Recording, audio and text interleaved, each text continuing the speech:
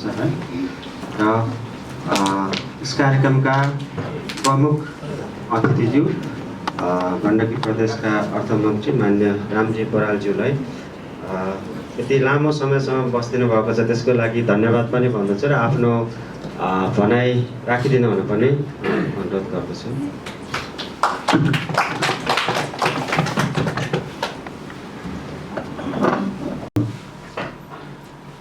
सर्वप्रथम त तपाईहरुको यो 3 दिने सुवकालत तालिम कार्यक्रम अपेक्षाकृत हिसाबले भव्यतापूर्वक सम्पन्न हुन सकोस् भन्ने शुभेच्छा एवं शुभकामना व्यक्त गर्न चाहन्छु। विषयवस्तु राख्ने हिसाबले धेरै कुराहरू यहाँ आइ नै सकेको छ, उजागर भइ नै सकेको छ। मैले धेरै विषय राख्नुपर्छ ठानिरहेको छैन। तैपनि म के विषयवस्तु राख्न चाहन्छु भने स्वाभाविक रूपमा मानव जाति नै दुनियाँको सबभन्दा उत्कृष्ट र सचेत प्राणी हो। मानव जाति भित्र पनि विविध प्रकारका विविधताहरू छन्, असमानताहरू छन्, हामीले बुझेकै छौँ। यो हिसाबले हेर्दै गर्दाखेरि खास गरेर दृष्टिविहीन र सँगसँगै श्रवण हुन नसक्ने जो अपाङ्ग नागरिकहरू हुनुहुन्छ, व्यक्तित्वहरू हुनुहुन्छ र अहिले उहाँहरूलाई अनागरिक भएको जो महसुस भएको छ, साँच्चै म एउटा राज्यको सरकारको प्रतिनिधि हुनुको नाताले तपाईहरू अनागरिक हुने खालको जो एउटा वातावरण अथवा अनुभूति गर्नुभयो र साँच्चै मलाई कता कता अप्ठ्यारो लागिरहेको छ।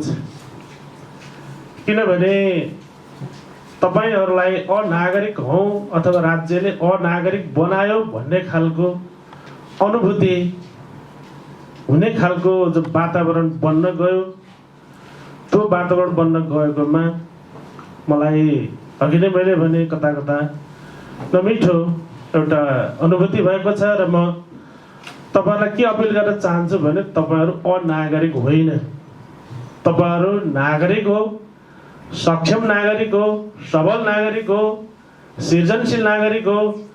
तपाईहरुसँग अपार क्षमताहरू, अपार सृजनशीलताहरू, अपार दक्षताहरू लुकेको छ।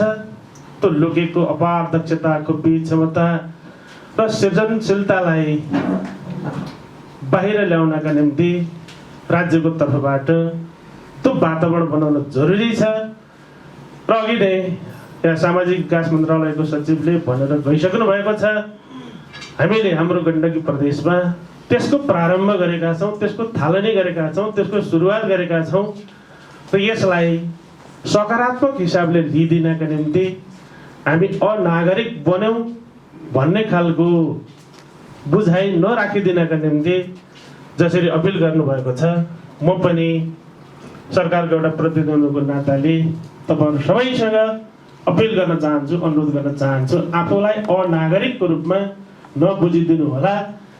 यद्यपि हामीले गर्नुपर्ने कुराहरू, मिलाउनु पर्ने कुराहरू धेरै नै बाँकी छन्, तर क्रमशः हामी त्यो प्रक्रियामा अगाडि बढिराखेका छौँ। यो सकारात्मक पक्षलाई पनि यहाँहरूले बुझ्नु भएको छ र बुझिदिनका निम्ति म अपिल र अनुरोध गर्न चाहन्छु। भित्र पनि त्यहाँ सीमान्तकृत अवस्था छ। कतिपय अपाङ्ग नागरिकहरू सहारा बिना तपाईँ विद्यालय जान नसक्ने, हस्पिटल जान नसक्ने जो स्थिति छ, पारिवारिक हिसाबले पनि त्यसको व्यवस्थापन गर्न नसक्ने अवस्था छ। त्यस्ता नागरिकहरूको निम्ति, त्यस्ता व्यक्तिहरूको निम्ति कमसेकम सहयोगीको व्यवस्था गरिदिँदाखेरि उचित हुन्छ भन्ने तपाईहरुको जो भनाइ छ, माग छ, म त तपाईहरुको त्यो मागलाई सम्मान गर्न चाहन्छु। कति सम्भव हुन्छ हामी प्रयास गर्नेछौँ त्यो दिशातिर पनि। र साथसाथै यहाँ दिपक जीले 15 कक्षा पढ्छु म भन्ने जुन आँट गर्नु, म दिपकजीलाई सम्मान गर्न चाहन्छु, धन्यवाद पनि भन्न चाहन्छु। किनभने म 15 कक्षा पढ्छु भन्ने तपाईँको त्यो साहस, तपाईँको त्यो हिम्मत, तपाईँको त्यो आँट, तपाईँको त्यो सकारात्मक सोचप्रति गण्डकी प्रदेशको सरकारले सम्मान गर्न चाहन्छ। धेरै आवश्यकताहरू छन्, गर्नुपर्ने कामहरू धेरै छन् र त्यो गर्न सकेका छैनौँ। त्यो सङ्घीय सरकारले पनि सकेको छैन, प्रदेश सरकारले पनि सकेको छैन, स्थानीय सरकारले सकेको पनि छैन। तर पनि प्रदेश सरकार र विशेष गरेर गण्डकी प्रदेश सरकार यो स्थापना भएको करिब 4 वर्षमा आफ्नो बजेटको केकको साइज, म केक भन्छु, एउटा केक जत्रो हुन्छ त्यसका उपभोक्ताले त्यही साइज अनुसारको टुक्रा पाउने हो। एउटा प्रदेश सरकारको, गण्डकी प्रदेश सरकारको आफ्नो केकको समानुपातिक वितरण गर्दाखेरि यो सामाजिक सुरक्षाको क्षेत्रमा, विशेष गरेर सोसियल सेक्युरिटीको सेक्टरमा गण्डकी प्रदेश सरकारले ठुलै छाती बनाए जस्तो मलाई लाग्छ। एउटा प्रशासनिक कर्मचारीको हिसाबले मैले यो बजेटलाई हेरिरहँदाखेरि हो कति यसमा समानुपातिक भएको छ। किनभने हामीले अपाङ्ग भन्ने बित्तिकै हामीभित्र धेरै थरीका विविधताहरू छन्, तीभित्र कति समानुपातिक भएको छ कि छैन त्यो एउटा पक्ष होला। तर पनि हरेक क्षेत्रमा सोसियल सेक्युरिटीका कुराहरूमा यो सरकार, गण्डकी प्रदेश सरकार अरू प्रदेशको सरकारभन्दा अझ धेरै उदार भएको पाउन सकिन्छ। हामीले गण्डकी प्रदेश सरकारले अब कुनै पनि नागरिक, त्यसमा जस्तो पनि नागरिक हुन सक्छ, त्यो सडकमा जान नपरोस्, कसैले पनि सडकको जीवन व्यतीत गर्न नपरोस् भनेर गण्डकी प्रदेशलाई सहयोगपछि सडक मुक्त मानव गण्डकी प्रदेश घोषणा गरेको छ। यो आफैमा हेर्दा महत्त्वाकांक्षी कार्यक्रम हो, तर यो सामाजिक सुरक्षाको हिसाबले अत्यन्त महत्त्वपूर्ण कार्यक्रम हो जस्तो लाग्छ। त्यसै गरी कोभिड-19बाट प्रभावित भएका जो बाबुआमा, अभिभावक गुमाएका बालबालिकाहरूको लागि शिक्षा, स्वास्थ्यको कुरा होस्, अरू सेक्टरहरूमा पनि यसले थोरै न थोरै व्यवस्थापन गरेको छ। तर पनि मैले अघि नै भने अपेक्षित रूपमा हामीले गर्न सकेका छैनौँ। र म शिक्षा, संस्कृति, विज्ञान, प्रविधि तथा सामाजिक विकास मन्त्रालयको सचिवको हिसाबले विशेष गरेर यो अपाङ्गता भएको सेक्टर त्यो मन्त्रालयको हो, सामाजिक सुरक्षाको हिसाबले। र त्यहाँ नीति निर्माणका कुराहरूमा हामी राष्ट्रिय अपाङ्ग सङ्घ प्रदेशसँग विशेष गरेर नजिकमा रहेका छौँ। अघि केही मापदण्डमा अपाङ्ग मैत्री अथवा यो विषय जुन जसको लागि छुट्याइएको थियो त्यो मैत्री हुन नसकेको कुरा छन्। त्यो मापदण्ड भनेको सामान्य मन्त्रालयबाट करेक्सन हुने विषय हो। यसमा म तपाईँहरूलाई के स्योर गराउन चाहन्छु भने यो तपाईँहरूकै लागि छुट्याइएको हो, त्यो तपाईँहरूकै लागि प्रयोग गर्ने कुरा हो। त्यसमा केही मापदण्डमा नमिलेका कुराहरू त्यसलाई मिलाउने कुरा पनि मैले यहाँ प्रतिबद्धता व्यक्त गर्न चाहन्छु। आज तपाईँहरूलाई मैले फेरि पनि बधाई भन्न चाहन्छु। यो वकालत तालिम अत्यन्त महत्त्वपूर्ण कार्यको तालिम आयोजना गर्नुभएको छ। यसलाई स्पोन्सर गर्ने संस्थादेखि लिएर तपाईँहरूले जो आयोजना गर्नुभएको छ त्यसको लागि एउटा मन्त्रालयले लिनुपर्ने जिम्मेवारी तपाईँहरूले लिइदिनु भएको छ। त्यसको लागि म फेरि पनि धन्यवाद भन्न चाहन्छु। र आगामी दिनमा मन्त्रालयबाट वार्षिक बजेटहरू बनाउने, हामी गत साल पनि धेरै चरणमा हामी कुमरा सर लगायतका साथीहरूसँग छलफल गरेका थियौँ र हामीले मेन ढङ्गले धेरै सेक्टरमा बजेटहरूलाई चाहिँ गरेका थियौँ। फेरि पनि मैले भने बजेटका केही आफ्ना लिमिटेसनहरू हुन्छन्, त्यसको समानुपातिक वितरणका कुराहरू हुन्छन्। त्यसले गर्दा हामीले अपेक्षित रूपमा पाउन नसके पनि साङ्केतिक रूपमा यो क्षेत्रलाई चाहिँ सम्बोधन गरेको छ। फेरि पनि आगामी दिनमा हामी बजेट निर्माणका चरणमा तपाईँहरूसँग सहकार्य गर्नेछौँ र हरेक किसिमका नीतिहरू निर्माणका चरणमा अहिले पनि हामी मूलधारमै रहेर हामी प्रदेश अपाङ्ग महासङ्घसँग रहेर काम गरेका छौँ र आगामी दिनमा पनि त्यसलाई निरन्तरता दिने विषयहरू गर्न चाहन्छौँ। र एउटा कुरा मैले हजुरहरूलाई अनुरोध गर्छु, हाम्रा यस्ता किसिमका तालिमहरूमा, यस्ता ऊहरूमा कहिलेकाहीँ अब हामीले मैले फेरि पनि अनुरोध गर्छु, यसलाई अन्यथा नलियोस्। हामीले अपेक्षा गरे अनुसार हामीले काम गर्न सकेका छैनौँ। हाम्रो सरकार अथवा नेपाल सरकारले त्यो गर्न सकेको छैन।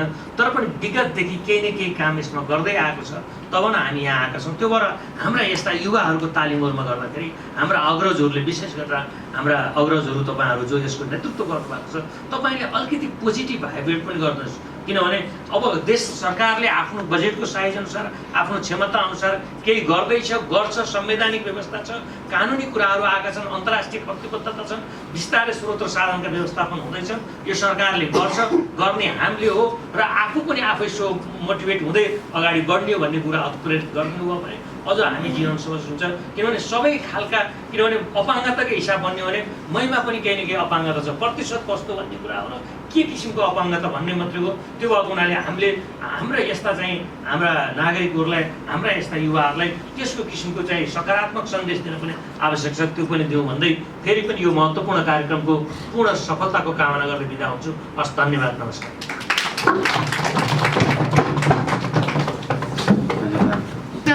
हुने पैसा नियन्त्रण गरौँ न, कसरी भ्रष्टाचार नहुने वातावरण कसरी बनाउने त्यतातिर लागौँ, हामी सबै मिलेर लागौँ। त्यसको लागि हामीले केही गर्नुपर्छ भने हामी पनि सहयोग गर्न सक्छौँ। हामी पनि यो देशको नागरिक हो र सबैले जे जति सेवा सुविधा पाउँछन्, सेवा सुविधा पाउने सँगै जे जति एउटा नागरिक योगदान गर्न सक्छ त्यो योगदान चाहिँ हामीले पनि चाहिँ गर्न सक्छौँ। त्यसो हो भने म धेरै कुरा मैले राख्दिनँ।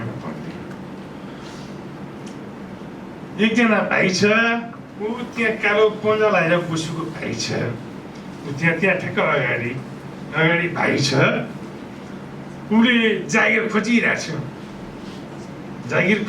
हिजो हामी हिँड्दाखेरि बाटोमा के भन्यो, मेरो जिन्दगी अब सिद्धिने बा छैनन्, आमा काम छैन, म यत्रो भएँ काम खोज्छु मैले काम पाउँदैन, मैले कसरी बाँच्ने के खाने, उसको गुनासो चाहिँ त्यो थियो। बाँच्नको लागि काम खोज्दाखेरि पनि काम पाइँदैन। हामी पैसा कमाउन धन सम्पत्ति जुटाउनको लागि होइन नि, बाँच्न पुरै मलाई दाल भात खाने पुग्ने मात्रै भए हुन्छ भन्दा पनि नपाइने अवस्था चाहिँ त्यस्तो किन बन्यो हाम्रो? त्यसको लागि जिम्मेवार को हुनुपर्ने हो? को जिम्मेवार हो? हामी त दातालाई पैसा मागेर तालिम चलाएको हो। दाताले पैसा भुली चाहिँ सिद्धियो, अब मार्चमा चाहिँ यो प्रोजेक्ट के दिन्छ, थप्छ कि थप्दैन थाहा छैन। मार्च पछाडि चाहिँ सिद्धियो, प्रोजेक्ट सिद्धियो भने पछाडि चाहिँ अब तपाईँहरूलाई यति कुरा सुनाउन पनि पाइँदैन। हामीले एउटा बाध्यताको कुरा हो।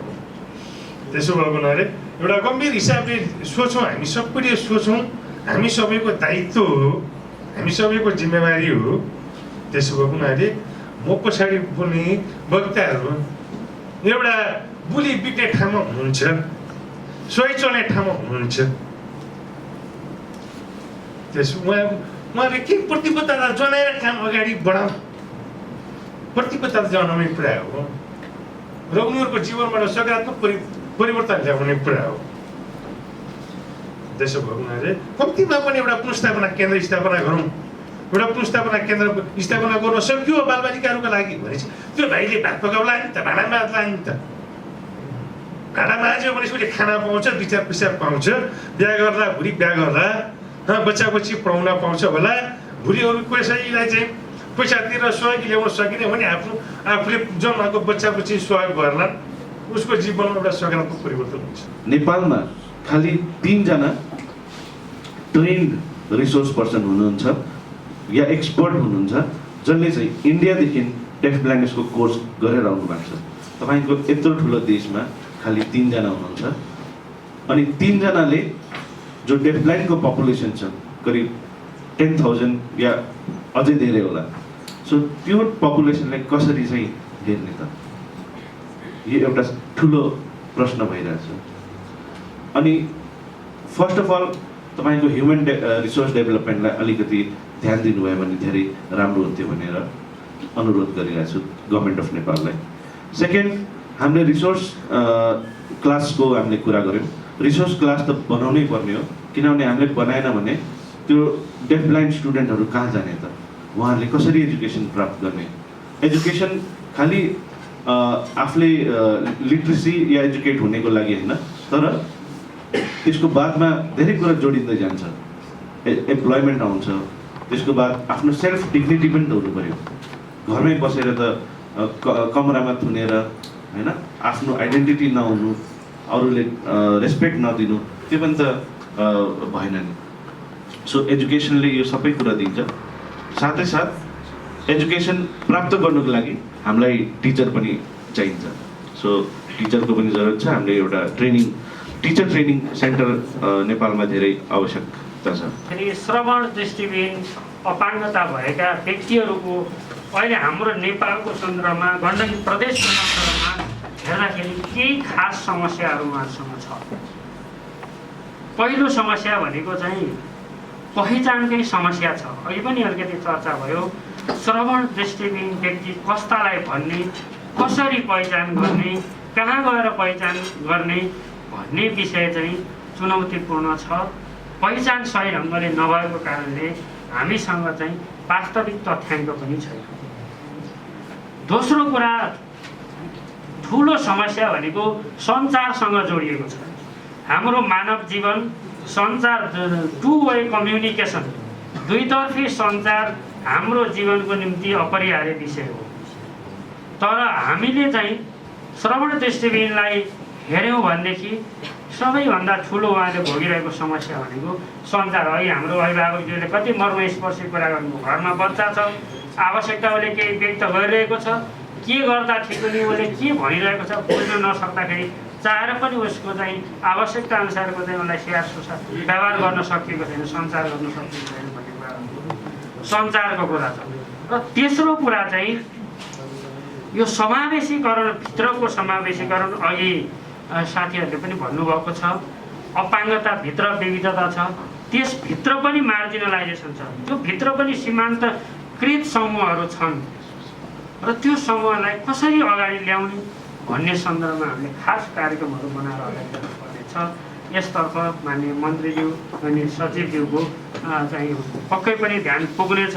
उहाँहरू दुवैजना होइन, हामीसँग त्यही खालको चाहिँ राजनीतिक नेतृत्व जरुरी हुन्छ, इच्छा शक्ति भएको हामीसँग माननीय मन्त्रीज्यू हुनुहुन्छ। अपाङ्गताभित्र पनि अब दृष्टिविहीनको मात्रै धेरै कुरा गर्ने होइन, शारीरिक अपाङ्गता भएका व्यक्तिहरूको मात्रै कुरा गर्ने होइन, किन हामी त हाम्रो कुरा हामी आफैले पनि धेरै गर्न सक्छौँ।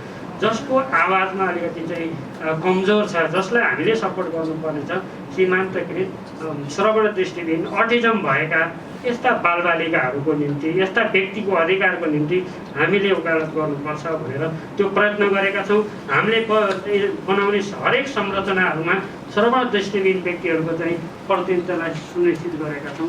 यो मैले यहाँलाई निवेदन गर्न चाहन्छु। र अन्तिममा अब श्रवण दृष्टिविहीनहरूको निम्ति यहाँ प्रदेश सरकारका चाहिँ माननीय मन्त्रीज्यू हुनुहुन्छ। अब अर्को वर्षको बजेट बन्ने चाहिँ नि अब बिस्तारै क्रम सुरु हुन लागेको छ। त्यसकारण म यहाँलाई श्रवण दृष्टिविहीन साथीहरूको तर्फबाट, समग्र अपाङ्गता भएका व्यक्तिहरूको तर्फबाट के निवेदन गर्न चाहन्छु भने दुईवटा कुरा। एउटा चाहिँ अघि पनि भन्नुभएको छ, हाम्रो प्रदेशमा श्रवण दृष्टिविहीन बालबालिकालाई अध्यापन गराउने, उहाँहरूको आवश्यकता पहिचान गरेर त्यस्तो खालको चाहिँ इन्टरभेन्सन गर्न सक्ने एउटा चाहिँ स्कुल नै नहुन सक्छ, एउटा चाहिँ स्रोत केन्द्रको रूपमा भए पनि एउटा चाहिँ गण्डकी प्रदेशमा सुरु गर्नुपर्छ। त्यसको सम्भाव्यता अध्ययन गर्ने स्रोत चाहिँ हामी आगामी वर्ष छुट्याउन सकौँ। त्यो स्रोत चाहिँ सम्भाव्यता अध्ययन गरिसकेपछि अर्को वर्ष हामीले त्यो स्रोत केन्द्र गण्डकीमा स्थापना गरौँ र त्यसको निम्ति चाहिँ महासङ्घ, श्रवण दृष्टिविहीन सङ्घ लगायतका संस्थाहरू पनि सरकार सँगसँगै छ। एउटा यो अभियान चाहिँ हामीले यहाँबाट सुरु गरौँ भन्ने चाहिँ मैले हार्दिक विनम्रतापूर्वक अनुरोध गर्दछु। नीति, सञ्चारसँग सम्बन्धित नीति, ऐनहरू, सञ्चार नीति चाहिँ प्रदेश सरकारले बनाएको छ। अन्य त्यस्ता नीतिहरू बन्दैछन्। श्रवण दृष्टिविहीनहरूको निम्ति सबैभन्दा बढी आवश्यक पर्ने सञ्चारको निम्ति चाहिँ दोभाषी र सहयोगी व्यक्ति। हामीले अब प्रदेश सरकारबाट हाम्रो सामाजिक विकास मन्त्रालय सचिवज्यूसँग चाहिँ मैले विनम्र अनुरोध के गर्न चाहन्छु भने यो सहयोगी सेवा सम्बन्धी एउटा चाहिँ हामीले कार्यविधि तयार गरौँ र सुरुमा हामीलाई थाहा छ प्रदेश सरकारसँग सीमित स्रोत छ होइन, सबैलाई जसलाई आवश्यक पर्छ एकैचोटि त्यो पुरा नहुन सक्छ। तर पनि कम्तीमा पनि अपाङ्गताभित्र अत्यन्तै चाहिँ सीमान्तकृत र बढी सहयोगको आवश्यकता पर्ने त्यस्तो समूहका साथीहरूलाई चाहिँ सहयोगी सेवा राज्यको तर्फबाट 24 घन्टा हामीले नसकौँला। अति आवश्यकीय काममा अस्पताल जाँदा, विद्यालय जाँदा, मन्त्रालय जाँदा कम्तीमा पनि सहयोगी सेवा चाहिँ प्रदान गर्न सक्ने गरी एउटा चाहिँ काम हामीले सुरु गर्न सक्छौँ। व्यक्तिहरू हाम्रो नेपालमा कति छन् त? के नेपाल सरकारले भन्नु पर्यो सबैलाई हामी शिक्षा दिन सक्दैनौँ? यस्ता वर्गको मान्छेलाई हामीलाई शिक्षै दिन सक्दैनौँ, विद्यालयसम्म लानै सक्दैनौँ। होइन भने सबैलाई शिक्षाको पहुँचमा ल्याउँछु होइन भनेर चाहिँ सरकारले घोषणा गर्ने, अन्तर्राष्ट्रिय कानुनमा गएर पनि हस्ताक्षर गर्ने। तर अब हाम्रो संस्था के छ भने हाम्रो संस्था खुलेकै 2005 मा हो भनेको करिब करिब 17 वर्ष भइसक्यो। अभिभावक समाज म त्यसको चौथो अध्यक्ष भइसकेँ होइन। अहिलेसम्म पनि मन्त्रालयमा गएर विभागमा गएर चाहिँ आफ्नो बारेमा चाहिँ लबिङ गर्दाखेरि चाहिँ यो नयाँ कुरा हो भनिदिन्छ हामीलाई, तपाईँहरू विज्ञ हो भनिदिन्छ, अनि हामीलाई टारिदिन्छ। हामी कसरी विज्ञ भयौँ? हामी विज्ञ होइनौँ, हामी त अभिभावक हौँ। काठमाडौँमा संस्था खोलेर 17 वर्ष भइसक्यो। अहिले पनि जाँदाखेरि चाहिँ ल हामीलाई यस्तो यस्तो समस्या छ, हामीलाई गरिदिनु पर्यो। हाम्रो बच्चाहरू चाहिँ घर घरमा चाहिँ थुनिएर बसेका छन्, बाँधिएर बसेका छन्, पिटिएर बसेका छन्, भोकै बसेका छन्। कसले बोलिदिने यो कुरा? अभिभावकहरूमा पनि ज्ञानको कमी छ। अझै पनि अपाङ्ग भयो, परिचय पत्र बनाउन जान्छन्, भत्ताको लागि जान्छन्। त्यस्ता बच्चाहरू हामीले भेटेका छौँ। हामीले डे केयर खोलेर चाहिँ त्यस्ता बच्चाहरूलाई सेवा दिइरहेछौँ। कसरी सिकाउन सकिन्छ भनेर दिन रात नभरिकन खटेर गरेको छौँ। अभिभावकहरू बच्चा ल्याउनै चाहन्न। हाम्रो बच्चा हामी बाहिर देखाउँदैन भन्छ। कसरी सिकाउने? उहाँहरूले पाएको सुरक्षा भत्ताहरू लिने, खाने, अनि बच्चालाई घरबाट आँगनमा ननिकाल्ने। घाम भनेको कस्तो हुन्छ त्यो बच्चालाई थाहा छैन। अब त्यो बच्चाको मानव अधिकार हनन भएको कसले हेर्ने? अनुगमन कसले गर्ने? सरकारले अनुगमन गर्नु पर्यो। र हामी अभिभावकहरूले के सहयोग गर्नुपर्छ हामी सहयोग गर्न तयार छौँ। तर जो थुनिएर बसेका छन्, जो बाँधिएर बसेका छन्, उहाँहरूलाई त हामीले बाहिर निकाल्यो भने सिकाउन सकिन्छ नि। अहिले हजुरहरूले देख्नुभयो, यतिको हामीले चाहिँ सिकाउन सक्यो भने हामीले गर्न नसक्ने कुरा छैन नि।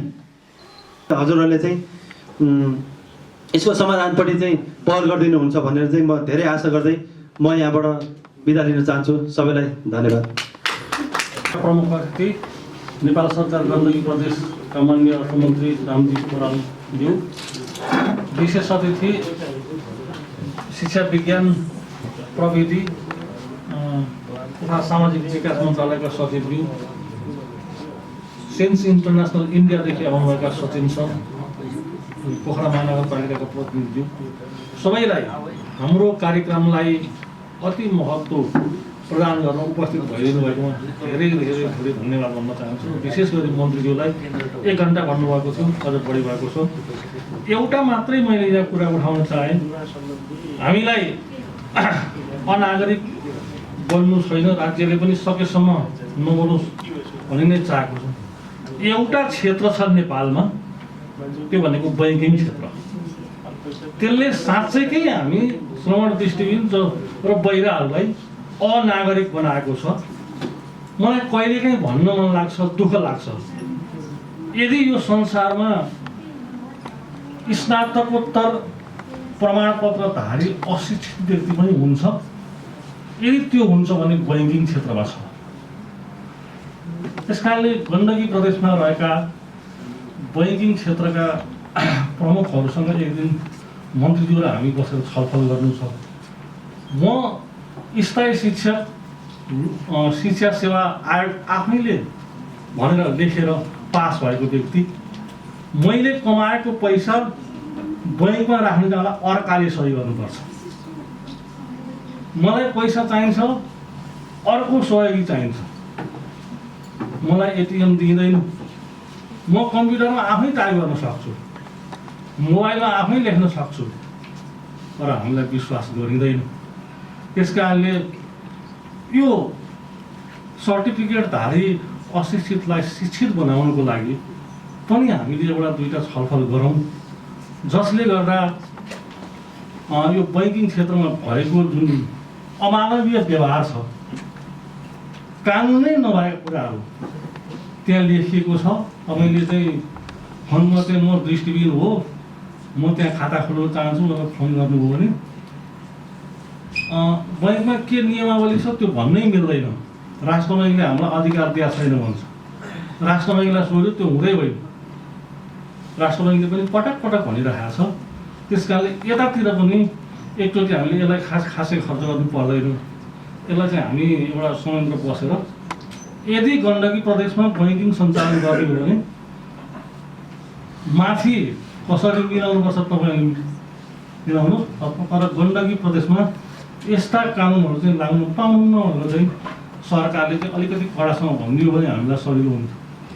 अब हामी आफ्नो कमाउँछौँ, राख्छौँ, घर जग्गा बनाउन चाहन्छौँ, अनि हाम्रो आफ्नै घर जग्गा भित्र राखेर पैसा लिन्छु भन्दा नि दिँदैन।